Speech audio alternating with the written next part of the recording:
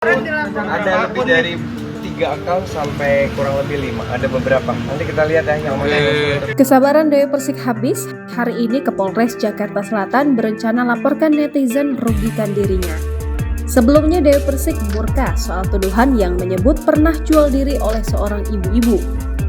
Tidak pula hanya itu, Dewi Persik atau yang kerap dipanggil DP ini juga disebut iri kepada Lesti Kejora. Tak terima dengan tuduhan itu, Dewi Persik sampai membuat sayembara agar bisa menemukan wanita tersebut. Ia langsung memberikan sayembara pada siapapun yang bisa mencari haters tersebut dan akan diberi hadiah 100 juta rupiah. Dalam unggahan story Instagram terbarunya, DP mengaku telah mengetahui identitas wanita tersebut.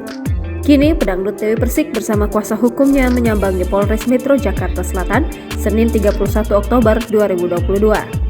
Terkait akun media sosial yang diduga telah berkomentar negatif terhadap dirinya, di kesempatan yang sama, Sandi selaku kuasa hukum menegaskan yang melaporkan beberapa akun atau 5 akun yang telah menyudutkan sang klien.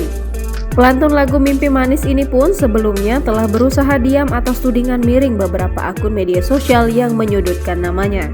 Namun kali ini kesabarannya sudah habis dan dianggap telah merugikan keluarganya.